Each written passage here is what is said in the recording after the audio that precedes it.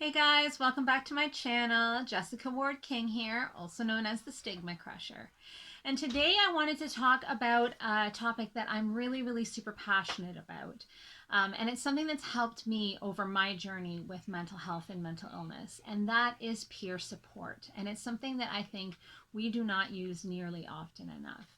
So, why is peer support so important? Well, I remember in my journey, I had just been diagnosed with bipolar disorder. And I pretty much thought that my life was over. I thought that, that all of that education that I had managed to get somehow was going to go for naught, that I was going to end up, on disability, that I was going to end up staying at home, not able to do anything, that my life literally was over. And I was advised to go and seek the support of a peer support group that at that time the Canadian Mental Health Association was running. It was a free group. It was facilitated by a peer, so not by an expert, but by a peer expert. So someone that had training in how to facilitate a conversation, had some training in mental health first aid and suicide awareness, and just in general was a peer with someone else that also struggled with mental health and mental illness. And so it was tough to go to that first session. I went, and our CMHA, so Canadian Mental Health Association office, was not in it wasn't in a big flashy storefront, let's put it that way. And I went for, it was for 6 o'clock. So the office was itself closed. The people that worked at the CMHA were gone. And this peer that was going to come and facilitate had keys. And so I went, didn't know quite where it was. So I was a little bit early. And I was like, if anyone sees me going into this place, they'll know what it's for and they'll know that I have mental illness. And so I was terrified. And I sat in my car, like literally making sure nobody could see me until this random guy shows up and opens the door. And so in I walk, and in go a couple of other people too that had been hanging around. And so there was a group of about 6 of us. And again, I was just like, get me out of here. These are crazy people. But they weren't crazy people, of course. They were peers. They were people that had lived experience of anxiety. One had lived experience of bipolar disorder. Another had lived experience of obsessive compulsive disorder. Another couple of depression. And so we started off with kind of the rules and how what's said in the group stays in the group, and that there were some basic rules around respect for one another's viewpoints, and that at no time will any violence be acceptable, etc. And then we kind of get into it, and it's like, well, I'm either gonna launch into this or I'm not. And if you know me, if you've seen this channel, you'll know that I'm not one to stay silent for long. I do not suffer silence as well. And so I just kind of closed my eyes and decided to go into it and explain that I'd just been diagnosed and whatnot. I went to that peer support group religiously for 3 years, and it was one of my greatest supports. It was the place that I could go, not with, symptoms necessarily, although I could explain those there too, because you see, the thing about peer support is these are people with lived experience. They're not people with PhDs and doctorates and MDs and whatnot. They're people who have lived with the illnesses that everybody else is living with. And so I could go in and say, like, I'm starting to have this symptom. Has anyone else ever had this? And sometimes the answer was, no, you really should talk to your doctor about that. And sometimes the answer was, oh, yeah, I get that pretty regularly. And I was able to get insight into things like that. But I was also able to get insight into, like, the lives that other people were living when they were ill, the lives they were living when they were well, and see that there were periods of wellness in between the periods of illness, that these illnesses, even though they are recurrent and they are lifelong, there are vast periods where you're well and you're doing well, you're feeling well, and you can do all the things that you want to do. And so, really, what that peer support group did for me was the first thing it did for me was help to destigmatize. Because, like I said, I was terrified to be seen near it. I was terrified to go into that office. People would know. And it helped me to destigmatize, to see there were other typical, ordinary people that were struggling with the same things that I was struggling with, that were doing well sometimes, sometimes not doing well, just like me. And I really got to get that sense of other people just like me. And I think because in our society we do have that stigma, we tend to hide mental illnesses, right? We hide behind our beautiful masks, as I've explained it before. We hide behind our ability to hide our mental illnesses, and that's expected, and really, like, within, even within families, these things aren't discussed, and within friendships, within work groups, these things are not discussed. And so you don't get to see all of the other people that are struggling unless you are really, like, on purpose going and finding other people that are struggling. And that's what one of the things that peer support did. And peer support can do that. It doesn't have to be a group either. You can do that on an individual basis. So one of the best ways that we know of to dispel mental health stigma, and particularly self stigma, but really all forms of stigma, is through what we call contact. So that's through individuals connecting with one another, sharing their experiences, letting the other person know, how they see the world, how they live in the world, that person also expressing how they live in the world, and both people coming away with more of an understanding. And that's what peer support is. Now, that can also happen between a person that has lived experience of mental illness and someone who doesn't. That can also be peer support. You can also have groups that are like that, where it's family members, for example, join a group that is comprised of people that have lived experience of mental illness, and people whose family members or loved ones have lived experience of mental illness, so that they can start to understand one another, and the different sides of mental illness, and caring for that. And so peer support is absolutely crucial in battling the stigma against mental illness.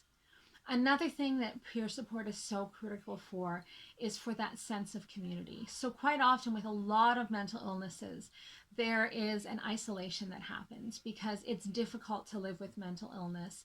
It's difficult to be in community with other people when you're struggling with mental illness. So, just from my own experience, when I'm depressed, I don't want to go out. I don't want to see people. I don't want to make new friends. I don't want to go to church. I don't want to go anywhere. I don't want to brush my teeth. I don't want to shower. I don't want to get dressed. I definitely don't want to go out and meet people and smile and be happy. So, it in order to build that community, having other people that understand that, other people that, when I'm well, I'll come visit you. When you're well, you can come visit me. When neither of us are well, we get it. And it's not like those relationships are going to fall off, because that's quite often what happens, right? When you're well, you make a friendship. Then when you become unwell and you become unresponsive, they send a couple texts, you don't really respond. They invite you out a couple times, you say no both times. And then really that friendship just falls off because they have no understanding of what you're going through. But with peer support, your peers do have an understanding of what you're going through. And even if they don't share your illness, they have an understand. They get it. They don't have to. You don't have to explain it to them that it's hard to live with mental illness and that sometimes you don't want to go out. They get it already. You don't, and that's part of the magic of peer support, is that there are a lot of things that when you're talking to people that don't struggle with mental illness, you have to explain it to them, and it gets tiring to explain it to them all the time. People that already experience mental illness, you don't have to explain those things to them. They get it. So it's really nice to be able to make friends with people that do have that lived experience, where you already have an understanding. You don't have to explain all those things. And another reason is too that, like, when you're not well, they can understand what the things that you might need, understand when to push and when to step away. If you're in hospital, peers No, they can go and visit you at hospital. It's not as frightening because maybe they've already been in hospital. They've been on that side of the glass. So it's no problem for them to come in and visit you in the hospital. Whereas for people that don't have that experience of mental illness, the mental hospital is a very strange and frightening place, quite frankly. And it can be difficult for them to want to come and visit. So having that peer support, it really does bolster your friendship circle. It allows you to really make a friendship circle, and it allows you to really connect with people on a deeper level, and not lose those friendships when you are not feeling well. So I'm very passionate about peer support. I actually run a peer support group. It's virtual. I co-run it actually with a friend of mine who right now isn't well. And you know what? I'm able to do these things that I'm talking about for him. I'm able to visit him in hospital. He can call me whenever. He knows that he can call me whenever. And, I'll be there. I'll be there to help. I'll be there just to listen. I'll be there to just sit in silence on the phone, and get it and not have to have it all explained to me. And so I'm actually seeing the benefits of peer support from the side of the supporter right now. But I've definitely seen the peer support from the supported side too, and it has been critical. Another reason, and I mentioned this already a little bit, is that you can get peer support for family members too.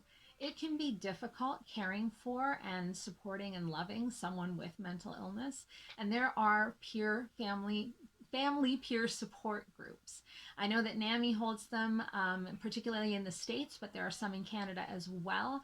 And those are really critical because you can meet other people and learn how they deal with their family member that's struggling with mental illness, and they get support that way too. So the idea of peer support is really all about, it's not top down, it's not being told what you must or should do, it's not medication, it's not a therapist telling you what you should or should not do.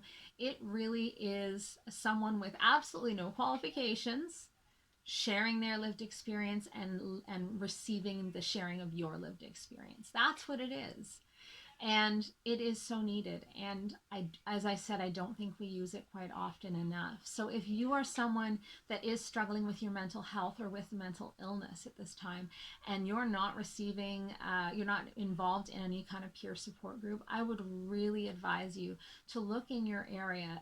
You will find somewhere in your area that is doing peer support, that is allowing those relationships to be made, and really supporting to having those relationships made. And I would really advise you to give it a try. Not every group is going to be for every person. So here, I live in Ontario. We have the Mood Disorders Association of Ontario, the MDAO, and the way that they run their peer support groups works really well for some people. It didn't work quite as well for me. It was just a preference in terms of the way that it's run. And so you may find that you go to one group and you don't really like it. I would advise you to try a different group, try a different style of peer support. And if you're not finding anything in your area, for sure you can make one. You can set up peer support. It really is, it's as easy as meeting up at a cafe with another person that's struggling with mental illness. It doesn't have to be a big group. It can literally be two people sharing their lived experience.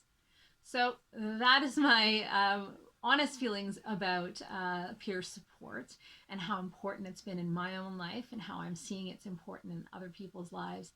And I would love to hear from you down below if you've ever tried peer support. How'd it go? And if you never have, why not? What's stopping you? And maybe we can have a conversation about that, because I know peer support, like I said, can be a little bit frightening. It can be daunting. So maybe we can have a conversation about that in the comments below. So again, this is the Stigma Crusher. I post every week a video here, and if you would like to see more from me, please remember to hit that subscribe button and hit that notifications bell as well, so that you are notified each and every week when I post. And don't forget to comment and like. I will always respond to you, and I'm very happy to hear from you. All right, take care, everyone. Bye. Stigma Crusher.